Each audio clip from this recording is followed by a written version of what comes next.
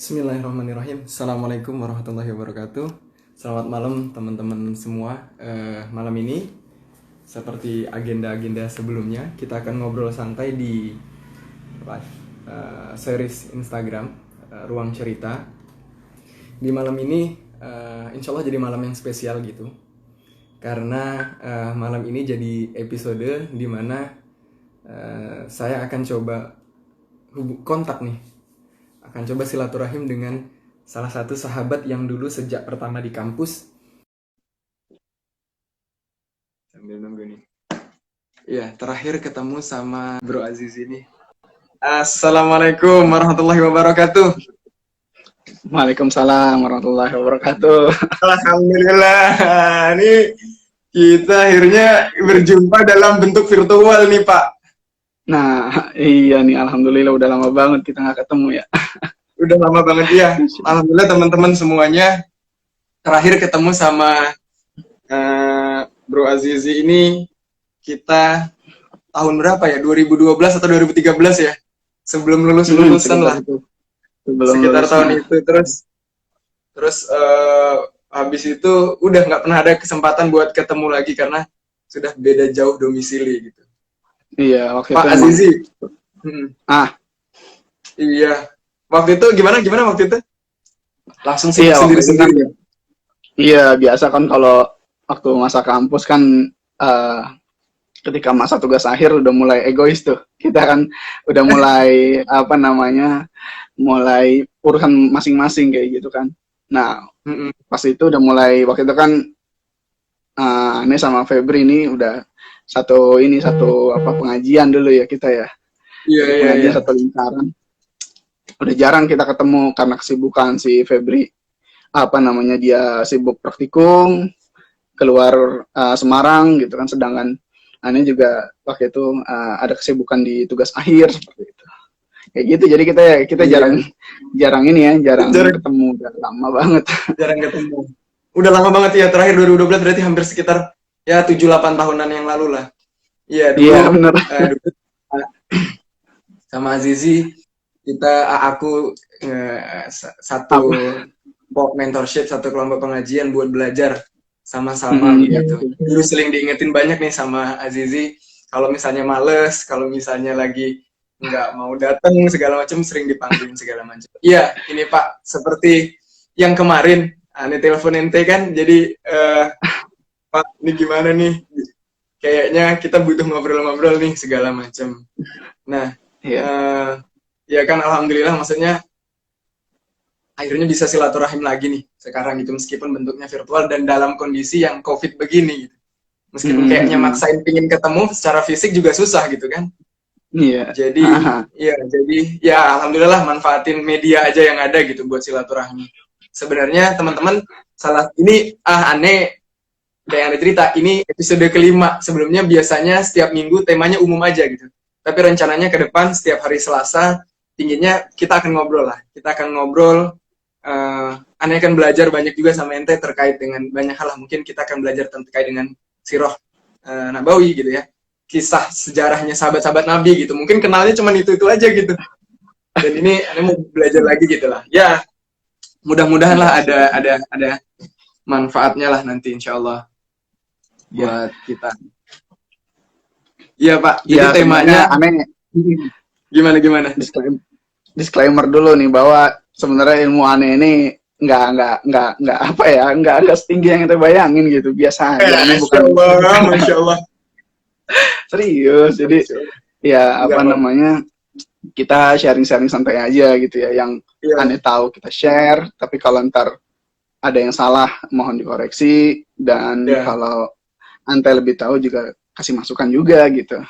Insya Allah ya Allah. Ya intinya pokoknya ini jadi momen buat kita belajar lah Pak. Jadi maksudnya ya tadi lah, karena memang ya sejarahnya kita teleponan kemarin tuh. Ini teman-teman bayangin ya, 2 orang lelaki teleponan hampir 2 jam, kira-kira bisa dibayangkan apa yang diobrolkan.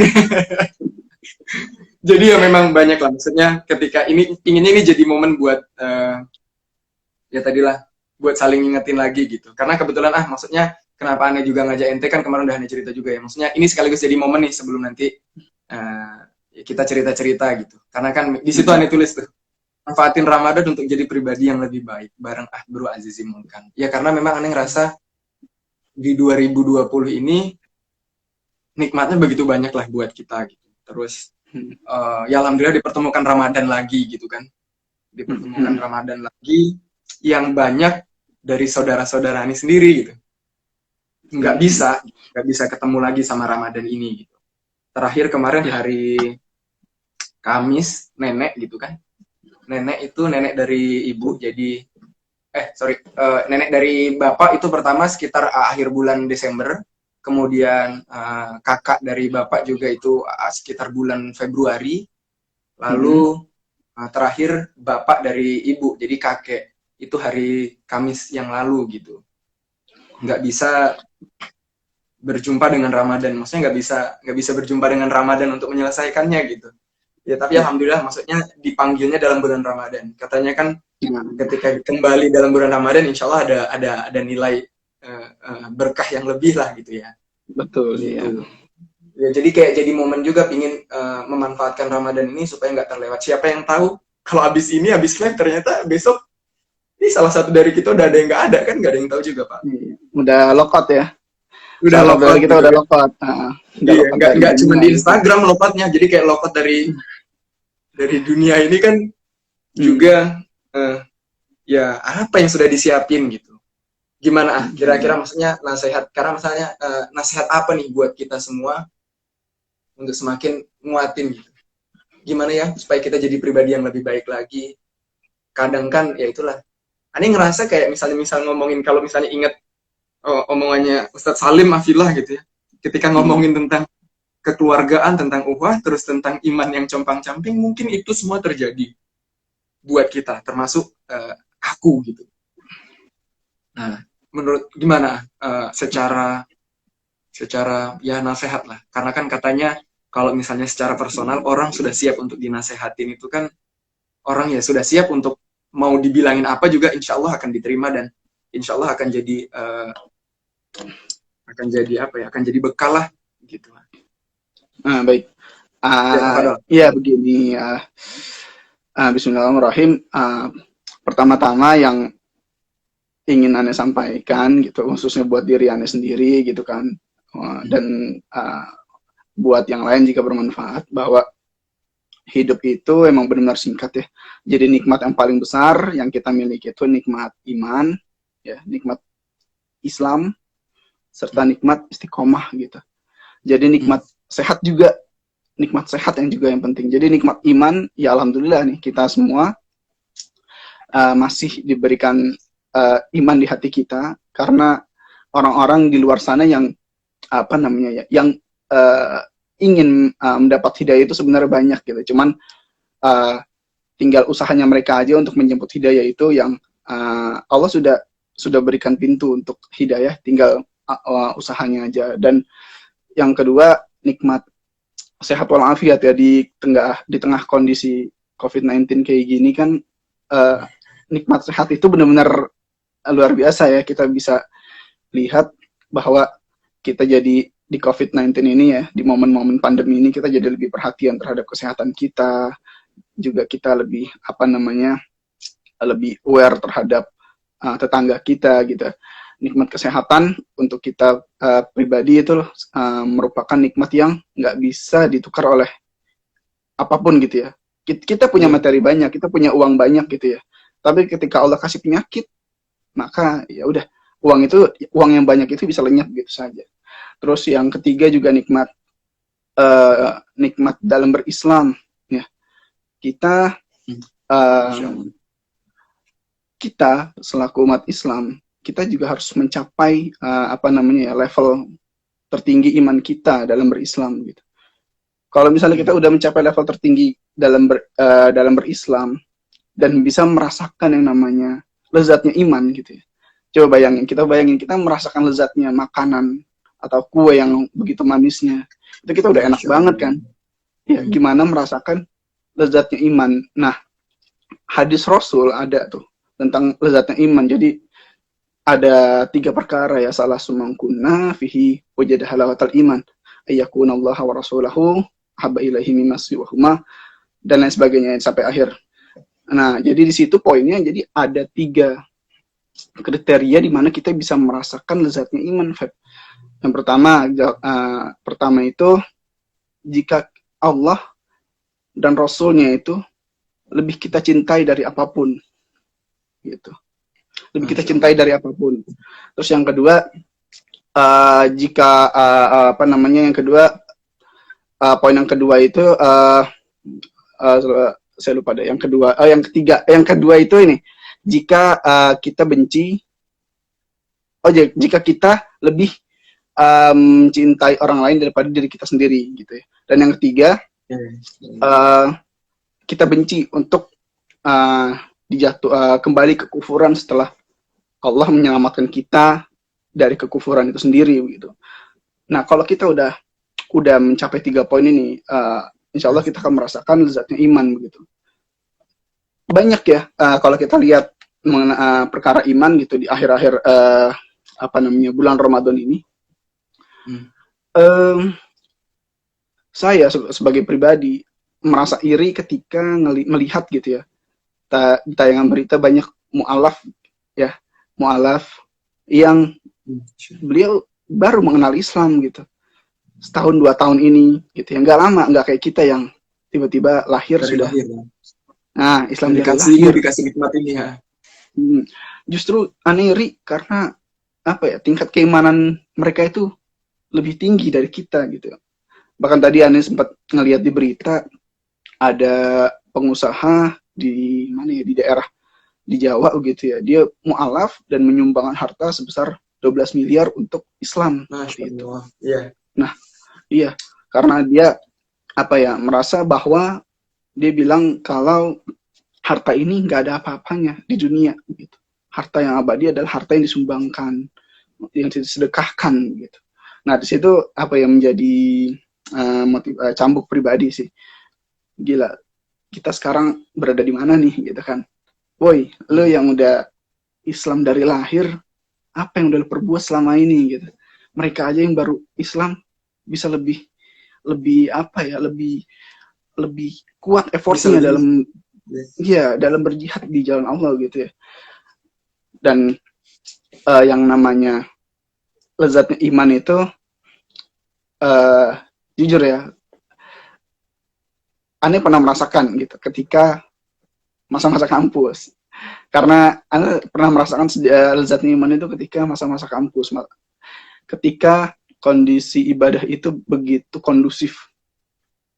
Wah, ketika kondusif itu yang membuat kita semangat, karena di kampus itu waktu itu support sistemnya ada, Feb. Ya enggak?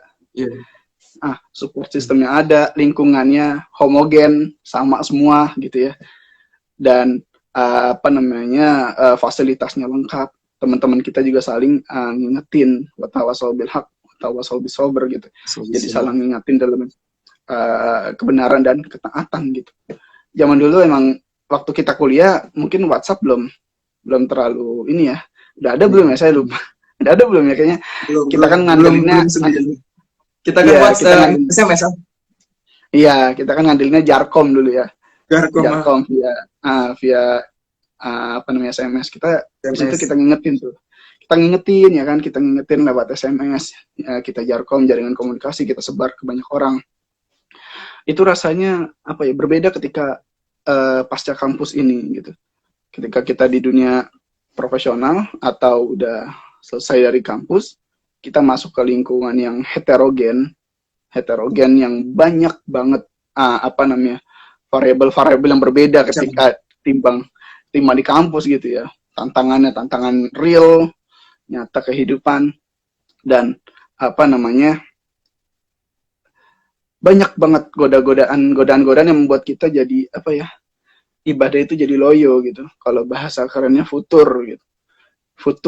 Jadi kita kadang jadi malas beribadah. Nah, ketika kondisi seperti inilah yang membutuhkan support system kembali gitu. Apalagi sekarang udah ada WhatsApp, kita bikin grup-grup pengajian atau grup-grup yang saling ngingetin gitu ya, teman-teman kita sendiri, kita share berita-berita yang bermanfaat untuk perbaikan diri kita sendiri gitu.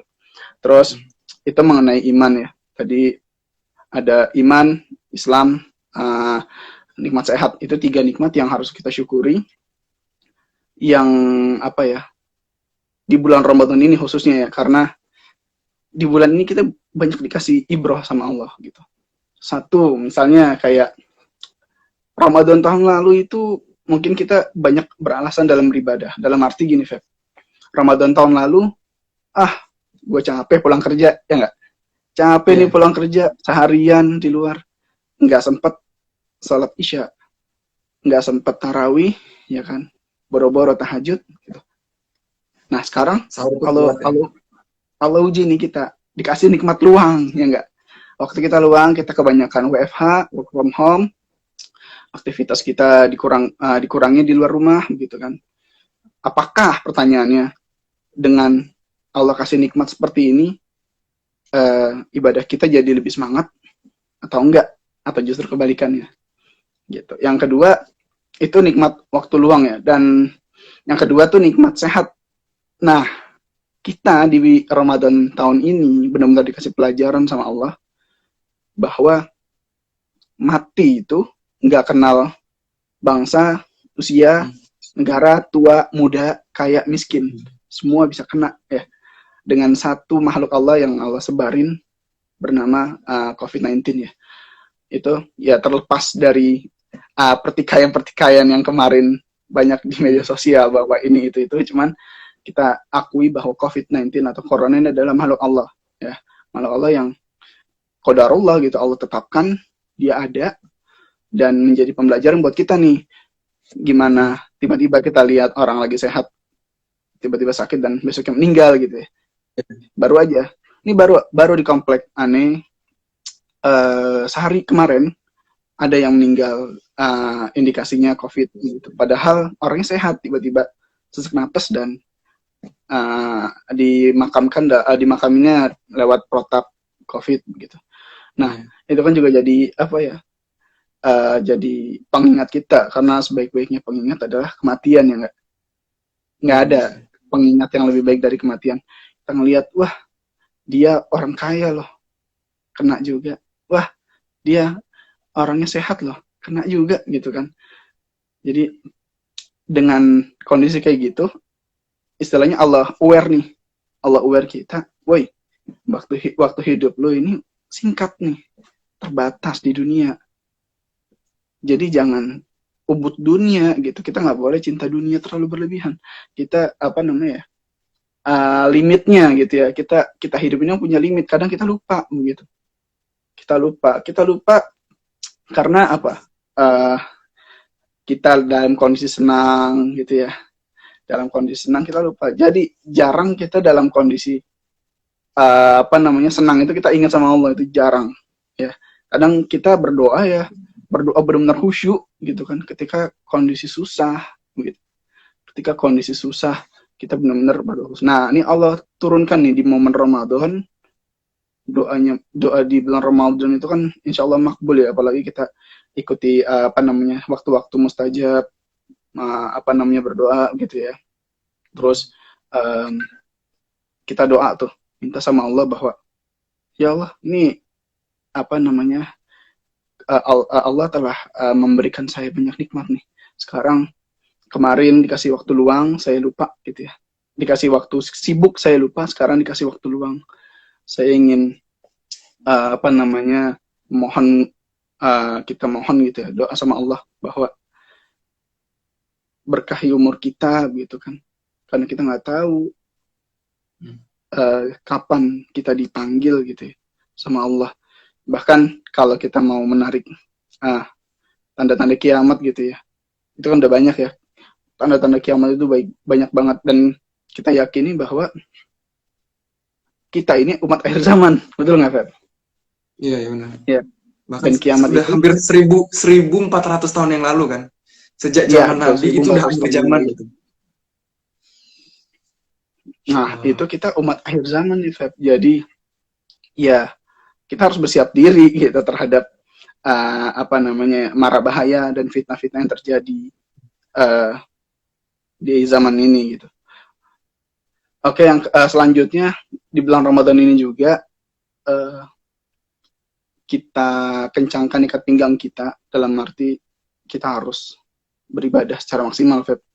Karena apa? Boleh jadi kita nggak mengalami lagi Ramadan tahun ini, gitu. Siapa yang Ya, tahu? Ya, kita kita nggak ada apa namanya, nggak ada yang bisa ngejamin kita bisa hidup lagi di Ramadan selanjutnya gitu. Makanya di Ramadan ini udah 10, hampir 10 terakhir Ramadan, 10 hari terakhir Ramadan ya.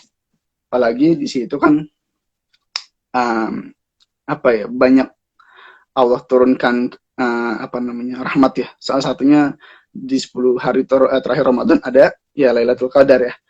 Ada malam Qadar, dimana kalau kita ngedapetin, kita itu seperti hidup 1000 tahun. Sorry, 1000 bulan ya. Seperti 1000 bulan. Ya, jadi 1000 bulan itu sama dengan ya 83 tahunan. 83 tahun. Ya, 83,2 tahun begitu kita hidup. Nah, jadi oke, di momen-momen akhir Ramadan ini eh selain kita kencangin sabuk kita untuk beribadah gitu ya. Kita apa namanya, maksimalkan mulai dari tilawah Quran ya. Kita nih waktu luang nih, tilawah Quran kita sama nggak sama Ramadan tahun lalu gitu. Ramadan tahun lalu dengan segala aktivitas kita, misalnya kita bukber ya, bukber kita kan habis dan kerja pulang malam gitu kan. Sekarang lebih banyak waktu luangnya, sudah berapa kali hatam gitu. Sudah sampai juz berapa gitu, sudah berapa surat yang dihafal begitu. Itu yang harusnya sebenarnya nih harus kita persiapkan sebelum Ramadan. Kita udah punya target itu. Tapi karena kita sudah berada di bulan Ramadan dan sudah 10 hari mendekati 10 hari terakhir di bulan Ramadan, apa namanya, yang nggak ada jaminan kita bakal bisa hidup lagi, ya nggak. Kita kencengin ikat pinggang kita buat agar kita mendapatkan malam Lailatul Qadar itu, supaya kita dapat gelar kemuliaan di malam Lailatul Qadar itu. Terus selanjutnya juga, Feb,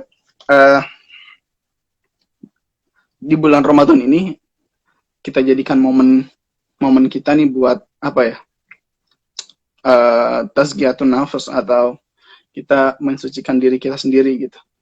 Kita muhasabah lah ya, muhasabah gimana sih selama ini kita maksiat-maksiat apa yang udah kita jalani selama ini gitu. Karena apa ya, pintu-pintu taubat kan dibuka seluas-luasnya sama Allah. Pintu taubat dibuka dan pahala begitu apa namanya ya, berhamburan gitu ya. Jadi kalau kita bilang di sini bonus pahalanya banyak banget gitu kan. Allah diskon ini semuanya, dapat bonus sebesar-besar di sini. Jadi sejauh mana sih kita bisa memperbaiki diri gitu kan, agar kita menjadi la'allakum tattaqun gitu kan. Dalam surat Al-Baqarah 183 ya, salah satu tujuan puasa la'allakum tattaqun, agar kita menjadi hamba yang bertakwa gitu. Hamba bertakwa itu apa sih? Ya, hamba yang benar-benar kita dalam kehidupan kita menjalankan semua syariat Allah di sendi-sendi kehidupan kita gitu. Nggak cuman kita tahu, nggak cuman kita baca, Feb. Ya, tapi kita jalankan kehidupan kita sehari-hari gitu. Kita apa ya, kita biasakan saling menasihati dalam kebaikan dan kesabaran juga gitu. Itu yang poin pentingnya sih di akhir di sisa-sisa Ramadan ini. Karena gini, Feb, kenapa kalau kita malas beribadah, kita tuh malu sebenarnya. Malu sama orang-orang yang malu pada sahabat-sahabat Rasul terdahulu begitu. Karena gini, di bulan Ramadan para sahabat itu adalah bulan yang ditunggu-tunggu oleh para sahabat.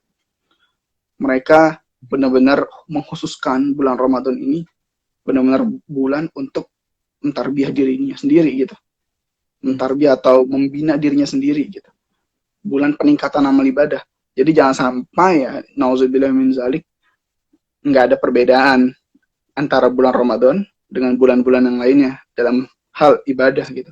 Kita merugi banget gitu kan. Kita merugi banget kalau kita nggak ada perbedaan dari bulan-bulan yang lain. Dan juga di Ramadan itu kan juga banyak kita ambil pelajaran, kalau teman-teman tahu dan mungkin antum tahu ya, kan banyak tuh peristiwa-peristiwa penting ya di bulan Ramadan yang justru kalau kita pikirin tuh kok bisa ya, misalnya kayak perang perang Badar ya. Perang Badar itu terjadi di tahun kedua Hijriyah gitu kan. Itu perang loh, perang yang dilakukan pada zaman Rasul. Ya, di padang pasir, dan itu kemenangan mutlak.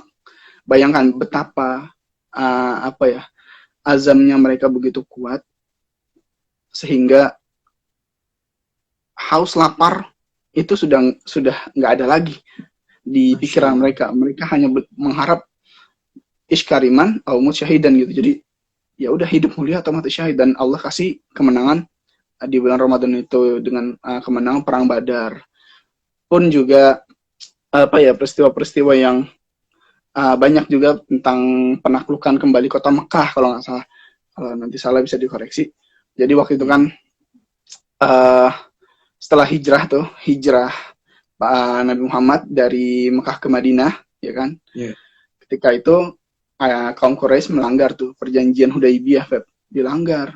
Akhirnya karena dilanggar, akhirnya umat Islam balik lagi ke Mekah, akhirnya menaklukkan kota Mekah tanpa pertumpahan darah gitu. Dan pada saat itu Rasulullah mengutus, ya? Iya, di bulan Ramadan juga. Justru di bulan Ramadan itulah yang banyak momen-momen yang kalau kita pikir, kok bisa ya gitu? Apa mereka nggak haus? Apa mereka nggak lapar gitu? Sementara mereka hanya makanan itu terbatas pada saat itu. Tapi karena udah semangat lillahi ta'ala, mengharapkan Allah, maka Allah kuatkan dan Allah berikan kemenangan gitu. Penaklukan kota Mekah tanpa pertumpahan darah, penghancuran berhala yang dipimpin oleh Khalid bin Walid, itu dihancurin tuh berhala-berhala sekitar Ka'bah pada saat itu. Ya kayak gitu sih, Feb. Dan juga poin pentingnya lagi, di bulan Ramadan ini cobalah kita jadikan momentum kita nih buat hijrah ya. Ya, buat hijrah tadi sesuai dengan tadi penaklukan kota Mekah itu kan hijrah, Nabi Muhammad hijrah ya dari Mekah ke Madinah gitu. Disebut kaum muhajirin. Ke Madinah disambut oleh kaum Ansar gitu.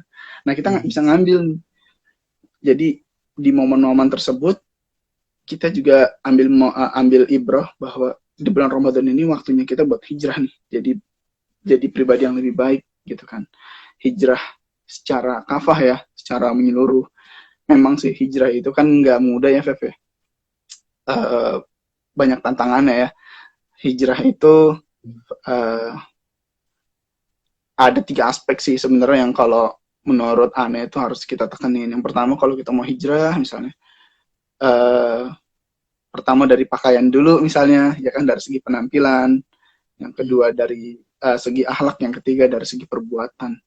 Nah, jadi kalau kita udah hijrah misalnya, jadi momen kita jadikan momen nih, oke, Ramadan ini dengan banyaknya cobaan kayak gini, gue pengen hijrah nih menjadi orang yang lebih baik gitu kan. Oke, nggak masalah kita hijrah secara tampilan dulu gitu kan.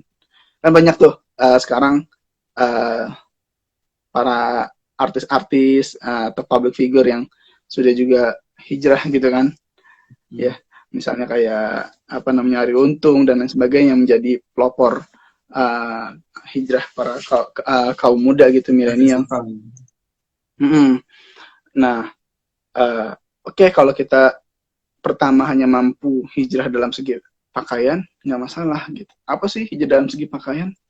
Ya, kita menggunakan pakaian yang menutup aurat gitu kan. Pertama, menutup aurat bagi perempuan misal, kita tutup aurat dulu walaupun belum syar'i gitu, nggak masalah, bertahap. Bagi laki-laki misalnya pakai baju celana yang benar-benar menutup aurat, nggak cungkring, nggak apa, Astagfirullah.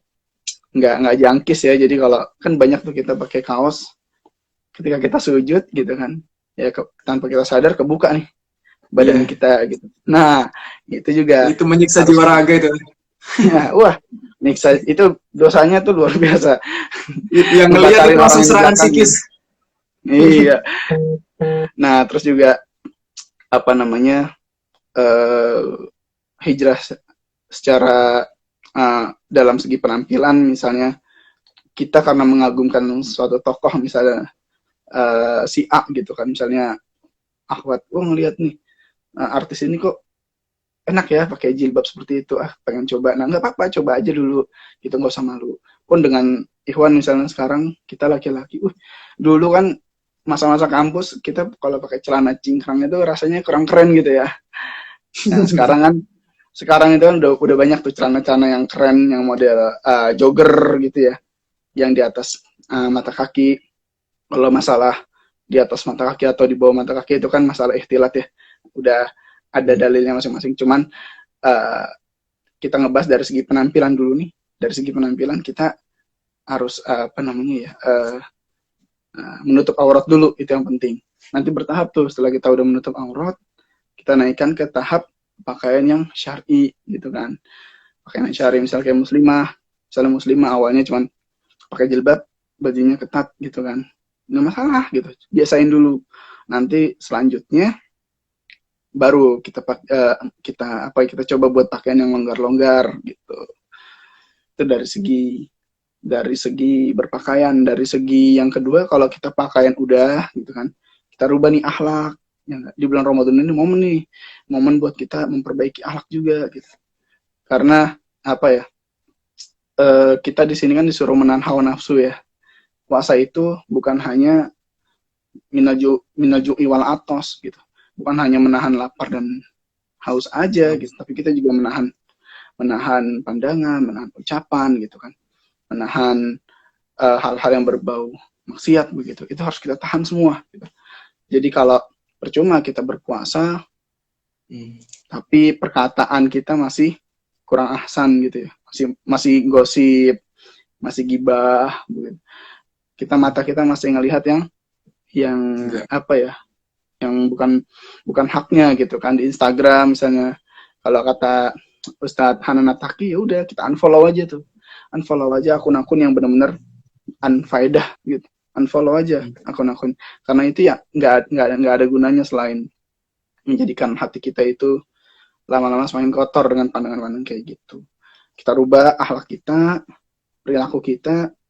Setelah kita rubah perilaku kita, baru kita yang ketiga kita realisasikan dengan perbuatan kita, Feb. Jadi setelah pakaian sudah, misalnya terus akhlak udah, yang ketiga amal atau perilaku. Jadi ada apa namanya ya, tindakan nyata dari hasil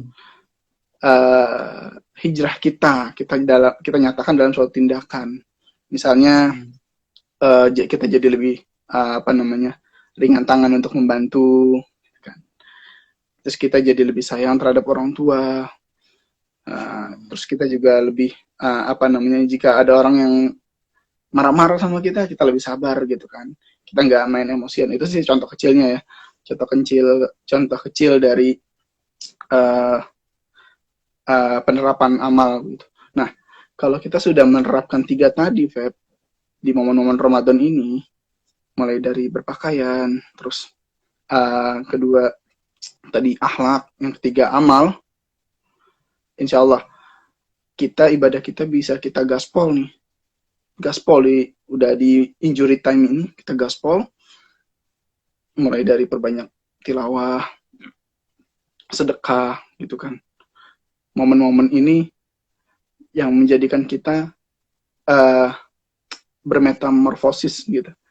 Kita jadikan momen Ramadan ini jadi momen kita buat bermetamorfosis, jadi pribadi yang lebih baik gitu. Jadi nanti kita ketika keluar Ramadan jadi hamba yang lalakun tatakun. Sebenarnya gini ya, Ramadan itu adalah bulan apa namanya, ujian buat kita sebenarnya, peningkatan kita. Nah, nanti ujian nyatanya itu ada di 12 bulan setelah Ramadan gitu kan. Contohnya bulan Syawal ya, yang artinya itu peningkatan.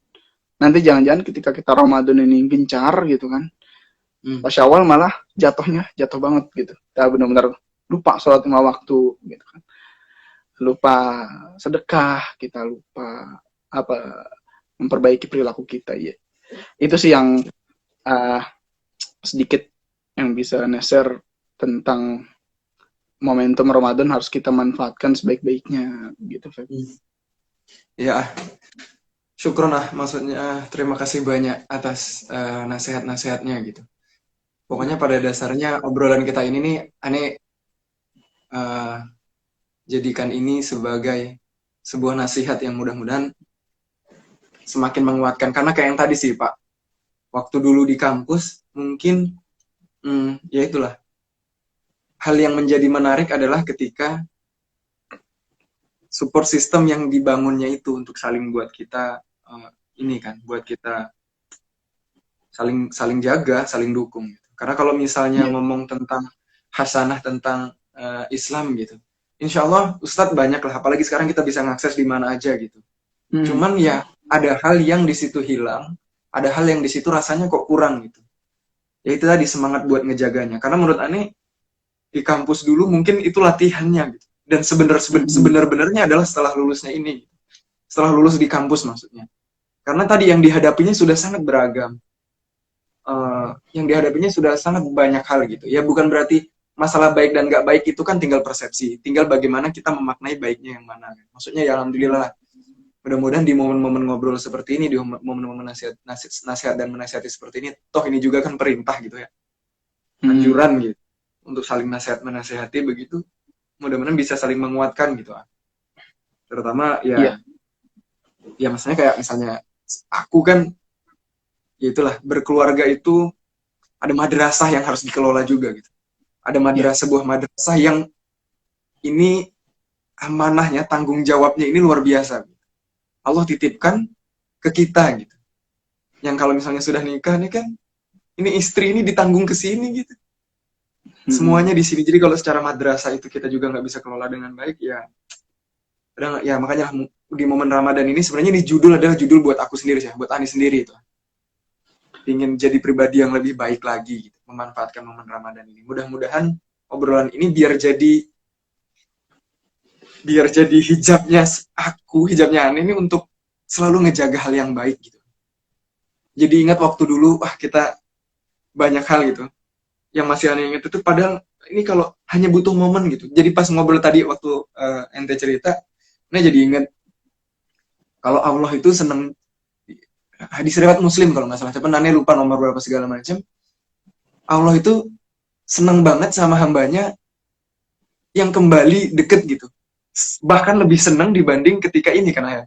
Ketika kita dalam waktu itu diceritakan di Sirohnya itu kan, sedang perjalanan di gurun panas-panas, ini onta bawa semua barang-barang bekalan, hilang nih, pergi aja ninggalin kita pas kita lagi istirahat. Nah, ini onta nih balik tiba-tiba. Senangnya Allah itu lebih senang dibanding kondisi itu gitu. Ini ngebayangin kan kondisi itu adalah kita senang banget gitu kan. Kondisi itu senang banget loh, orang kita haus gitu. Perjalanan masih panjang di gurun pasir, ini onta balik nih yang bawa perbekalan. Nah, Allah lebih senang lagi, makanya jadi kayak aneh di momen kayak gini nih, Masya Allah gitu. Jadi kesempatan buat ya itulah mengingat banyak hal. Ya mudah-mudahan ada nilai baiknya buat semuanya gitu.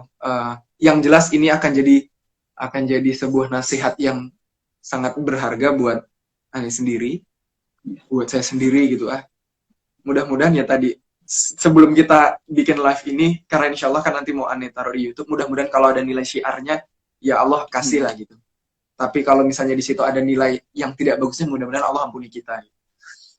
Cuman ya itulah, Ani udah siap, Ani serahkan ini telinga ini, hati ini untuk nasihati kapanpun lah. Tadi ketika ente bilang yang ngomongin berubah dari mulai berpakaian gitu, karena menurut Ani itu benar. Nah jujur, Ani bikin komunitas lari misinya besar, ingin nularin semangat sehat gitu. Cuman kadang-kadang Ya. aneh hilaf juga. Aneh pakai celana pendek aja. Dan itu Ah, kan salah satu eh, ciri iman sedang habisan itu ketika udah nggak ada rasa malu kan. Benar nggak sih ya? iya betul. Al-haya'u Ada kan ya itu minal kan? iman ya. Iya. Iya. Malu itu Malu kan itu sebagian dari sebagian iman. dari iman gitu. Nah ketika itu aneh sama sekali nggak malu, aneh bangga. Masya Allah, astagfirullahaladzim. Iya, jadi gini, Itu jadi ketika ini, kalau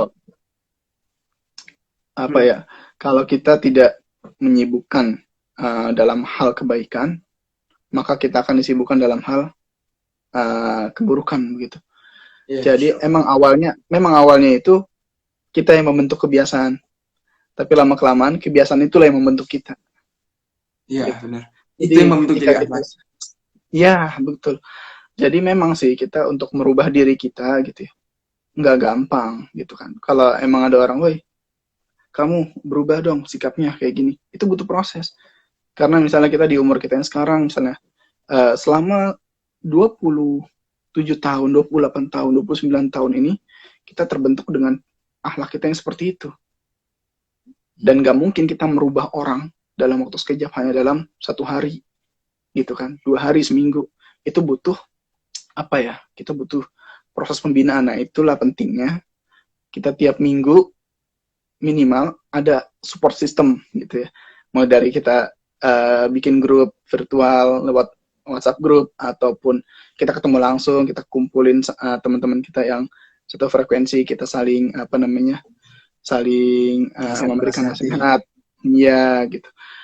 Pun kalau sekarang udah banyak media-medianya ya, kalau misalnya kita lagi, hati kita terasa lagi gersang gitu kan, lagi futur, ya kita buka itu saluran-saluran media, channel-channel yang manfaat gitu ya, buat ngingetin. Banyak ustadz-ustadz kita yang kalau kita dengerin mereka gitu, ngelihat mukanya aja udah adem gitu kan. Ustadz Adi Ya. Hidayat, Ustadz Abdul Somad, Hanan Ataki, Salim Afillah, Umar Mita dan sebagainya gitu kan. Itu membuat kita jadi, oh ya, kita ada apa namanya ya, ada remindernya gitu. Ada reminder bahwa oh ini salah nih, oh kayak gini salah, oh ini bener gitu. Jangan sampai bener seminggu kita benar-benar tanpa apa ya, tanpa asupan. Karena gini ruh gitu kan, ruh ini butuh asupan juga gitu. Hmm. Nggak cuman kita makan memenuhi apa namanya, fisik kita kenyang, tapi ruh ini sebenarnya butuh asupan juga. Asupannya itu dengan apa ya, dengan zikrullah, dengan baca Quran, dengan Ya. mendengarkan nasihat gitu ya. Pun apa ya, kalau kita juga harus menyibukkan diri kita sebenarnya. Kalau kita benar-benar ingin kita bisa ada di lingkaran kebaikan, kita harus menyibukkan diri kita dalam lingkungan kebaikan itu sendiri. Misalnya kayak contoh, ya kayak dulu di kampus lah ya. Kenapa misalnya uh, kita lebih kondusif? Karena kita terhijab. Terhijab itu dalam arti kita ada amanah gitu kan. Kita dikasih amanah misalnya sebagai ini, dan kita tahu amanah itu berat.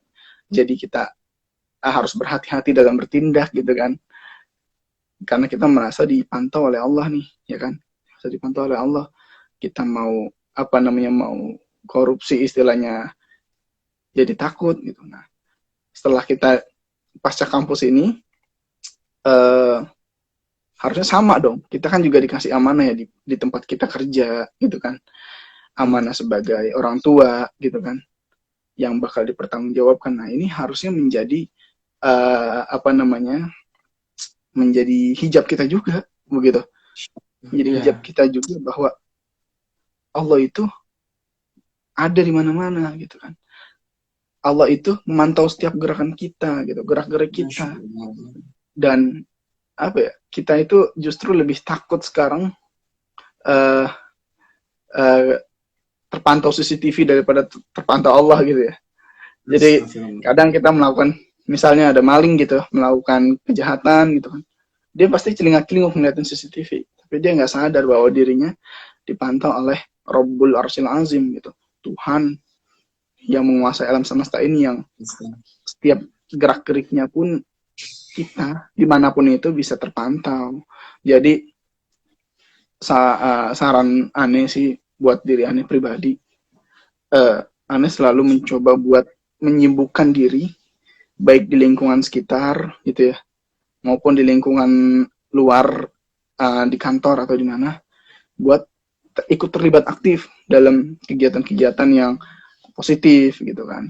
Di lingkungan, misal contoh kecilnya kita menghidupkan masjid begitu kan.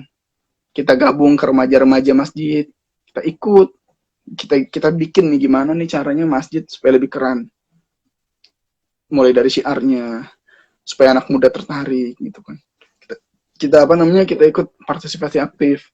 Nanti kalau atau kalau lebih luas lagi, kita aktif nanti di di luar dari lingkungan kita, di organisasi dan kegiatan-kegiatan rutinan tiap minggu, misalnya kajian-kajian, kita ikut gitu. Misalnya mau jadi panitia, ikut aja gitu, karena kita harus paksakan gitu. Ya mungkin aneh punya pengalaman pribadi ya, ketika iman kita sedang turun, iman aneh sedang turun waktu di kampus dulu, futur ya, aneh waktu itu sedang futur, aneh tuh males banget buat yang namanya ke masjid. Itu harus dipaksa, kita harus dipaksa supaya kita benar-benar duduk di majelis ilmu. Kalau kita nggak paksa, wah, setan itu banyak banget, benar. Jadi gini, kalau dalam suatu hadis kan Allah udah terangin tuh, al imanu yazidu wa yanqus gitu ya. Iman itu kan fluktuatif, naik turun gitu ya. Itu emang sunatullah iman kita itu naik turun, itu sunatullah. Jadi ibarat kurva sinusoida lah, naik turun gitu. Cuman bagaimana cara kita buat mengkondisikan ketika iman kita ada di bawah cepat naik gitu. Dan bagaimana cara mengkondisikan kita ketika iman kita lagi naik, kita pertahankan, jangan sampai turunnya itu drastis. Dengan cara apa? Tadi, dengan cara support system, dengan cara hadir di kajian-kajian, saling ngingetin, jaga ucapan. Banyak sih, aplikasi-aplikasi yang bisa kita kerjakan gitu ya. Mulai dari hal kecil aja ya kan. Rasulullah juga pernah bilang, balighu anni walau ayah ya, kita sampaikan walau satu ayat. Jadi kadang kita sekarang pengalaman pribadi ya, waktu di kampus gitu kan, kita kalau ketemu orang senang banget gitu ngucapin salam, assalamualaikum gitu kan. Tapi ketika ada di lingkungan kerja gitu kan, kayaknya kalau aneh pribadi ya, udah mulai ada sedikit kayak, aduh, mau ngucapin ke ini kayaknya ragu gitu ya, ngucapin salam ke ini kok ragu ya.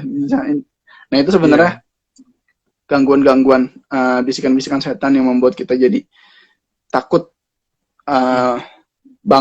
takut untuk menyatakan kebanggaan kita bahwa kita ini umat Islam gitu. Isyhadu bi anna muslimin. Jadi kita takut gitu, nggak mau bangga. Iya, nggak mau bangga sama Islam. Padahal harusnya bangga ya. Harus bangga sebenarnya. Iya. Senang kita dengan Islam karena ajarannya itu benar-benar kafah dan menyeluruh. Ya, itu sih dari Ini alhamdulillah, maksudnya dengan ngobrol-ngobrol ini, dengan diskusi ini, dengan ngobrol ini, dengan sharing ini, ya tadilah pokoknya Ani sudah serahkan ini ke ente gitu, bahwa Ani siap untuk dinasihati gitu. Sama halnya dengan ente menasihati diri ente sendiri, jadi aku siap banget begitu loh. Gitu. Jadi insyaallah lah, mudah-mudahan jadi jalan. Ini ada yang tanya juga nih. Nanti Mudia kalau pokoknya teman-teman ini kalau misalnya nanti bisa dijawab sama Bro Azizi akan dijawab, kalau nggak bisa dijawab nanti akan dijawab, insyaallah ditanyakan dengan yang lebih bisa. Tapi insyaallah ini akan coba dijawab. Ini bisa. Ini mau tanya Ustadz, gimana kalau kita mau khatam Al-Quran, sudah mau akhir Ramadan seperti ini, tapi juz masih di tengah-tengah. Bagaimana ngejernya terlebih lagi? Gimana ngejernya terlebih lagi? Kejar-kejaran sama tugas rumah tangga. Oh ini Fania Ridwan, ini ya salah satu sahabat ini juga nih. Sudah menjadi ibu rumah tangga begitu. Jadi gimana? Apalagi ada tanggung jawab jadi ibu gitu, harus ngurus anak kecil segala macamnya. Monggo, tafadhol. Oke. Ini menurut Ane ya. Yang pertama, Ane disclaimer, Ane bukan ustadz ya. Ane bukan ustadz, jadi nggak pantas lah, belum, masih jauh tingkatannya buat dipanggil sebagai ustadz. pertanyaannya tadi gimana sih kalau kita mau khatam Quran di akhir Ramadan tapi jus masih di tengah-tengah.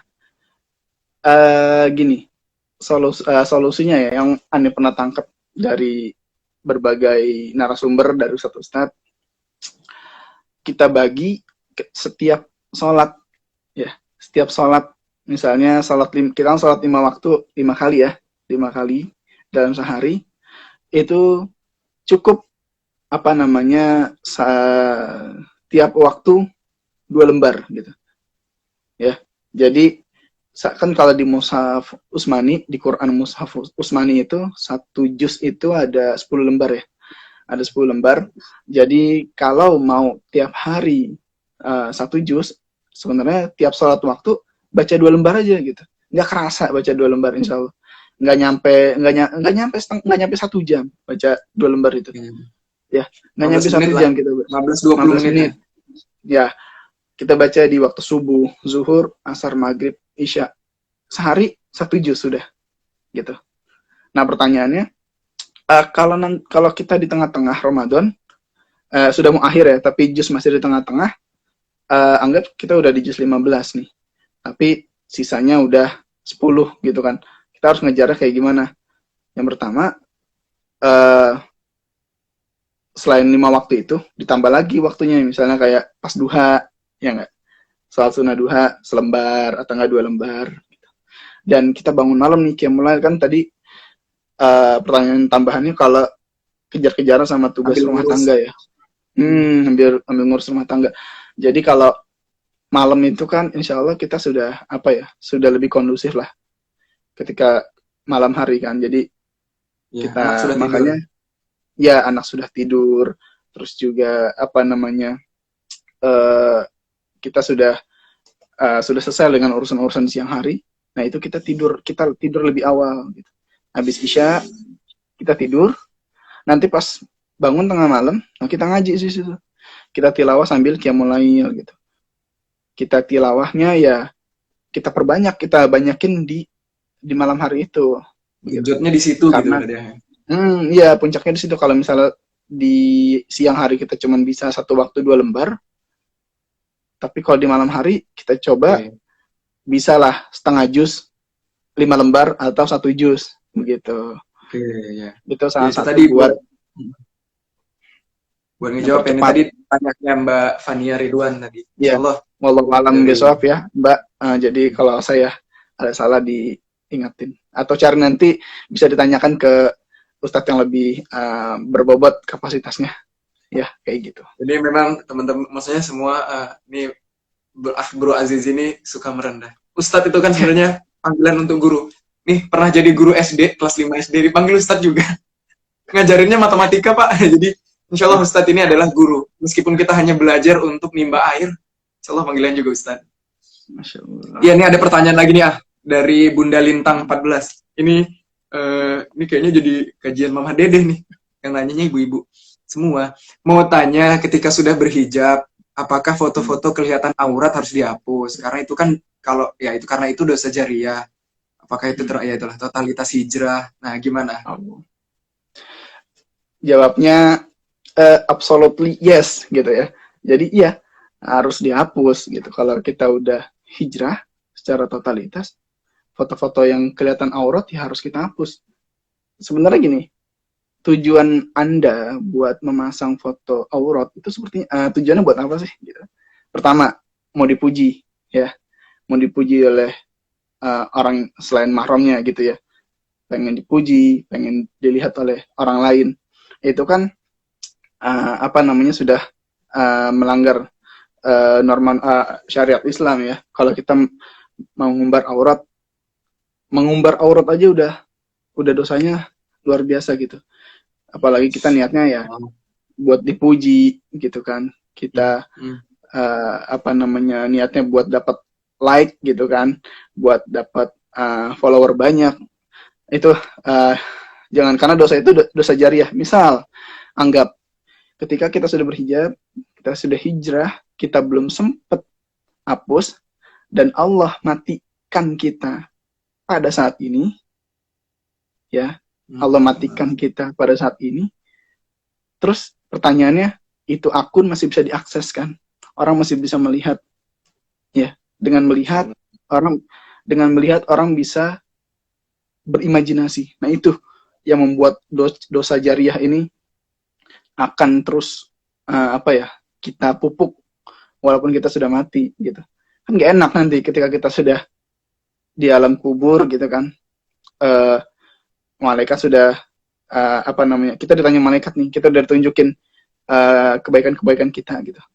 Ternyata ada keburukan-keburukan kita yang loh, saya nggak tahu dari mana nih datangnya. Ternyata keburukannya terus mengalir ke kita gitu, sehingga memberatkan kita nanti dihisap nanti gitu kan. Terus dia sampai hari kiamat, sampai ya kalau bisa dibilang sampai server IG rusak gitu kan, sampai servernya rusak karena itu masih kesimpan di server kalau kita mengumbar aurat. Jadi jawabannya singkat, hapus. Buat apa mengumbar aurat? Karena itu dosa jariah. Ya kayak gitu sih ya. Ya, terima kasih ya. Maksudnya itu buat Bunda Lintang, Mbak Ayu. Begitu Mbak, tadi jawaban dari Mas Azizi. Ya, insya Allah ini sepertinya karena memang live Instagram ini terbatas hanya 1 jam. Jadi insya Allah di limit ya. Kita di sesi nasihat menasihati ini, insya Allah kita cukupkan untuk malam ini. Cuman Ane berterima kasih banyak begitu. Mudah-mudahan ini jadi amal antum gitu, karena sudah berbagi buat Ani juga. Karena pokoknya Ani udah serahin banget lah. Seperti ente menasihati diri sendiri, Ani minta dinasihati juga gitu. Jadi buat semuanya tadi memberep sendiri, mumpung momen Ramadan, ya karena tadi ya sedikit mengulas yang sudah dibahas sebelum kita konklusikan untuk ditutup, bahwa sesuatu yang buruk itu kalau dibiasakan akan membentuk kita gitu. Akan menjadikan itu bentuknya jadinya akhlak gitu. Jadi itu juga nih reminder banget. Dan buat pribadian ini sendiri juga ya jadi ingat gitu bahwa setiap orang buruk itu, setiap orang yang punya masa lalu buruk, zolim lah pada dirinya sendiri, pada orang banyak gitu, sehingga kadang akhlaknya itu melukai, mencederai, menyakiti semua orang gitu misal. Semua orang yang buruk tuh bakal punya masa depan yang baik. Dan gitu juga setiap orang yang baik juga punya masa lalu yang buruk. Jadi buat kita secepat mungkin, sebisa mungkin, mumpung ada momennya, yuk berubah jadi pribadi yang lebih baik. Kurang lebih tadi Ane nyimpulinnya gitu. Mumpung begini, karena nggak tahu istilahnya ente, ya kalau dimatikan sekarang, itulah maksudnya. Benar. Nasihat yang terbaik itu adalah nasihat banyak-banyak mengingat kematian. Banyak-banyak ingat, kalau udah mati nih, sekarang kita bisa bawa apa? Ya, betul. Kalau kita sudah mati ya sudah gitu. Oke, ya teman-teman semuanya, insya Allah sesi ini kita akan ngobrol hal yang sama tentang nasihat menasihati ini sendiri setiap hari Selasa. Insya Allah Selasa pekan depan kita akan ngobrolin terkait dengan beberapa sirah nabawi yang mungkin secara muamalah, secara pengamalannya itu bisa kita contoh. Bahkan dari baginda Rasul Sallallahu Alaihi Wasallam juga kita bisa pelajarinya. Ini sisa 20 detik sebelum berakhir. Sekali lagi terima kasih buat Azizi, jazakallah atas waktunya, atas nasihat dan nasihatnya, dan mewakili Azizi juga buat semuanya. Mohon maaf kalau misalnya ada salah, dan kepada Allah mohon mampun. Billahi taufiq wal hidayah. Assalamualaikum warahmatullahi wabarakatuh.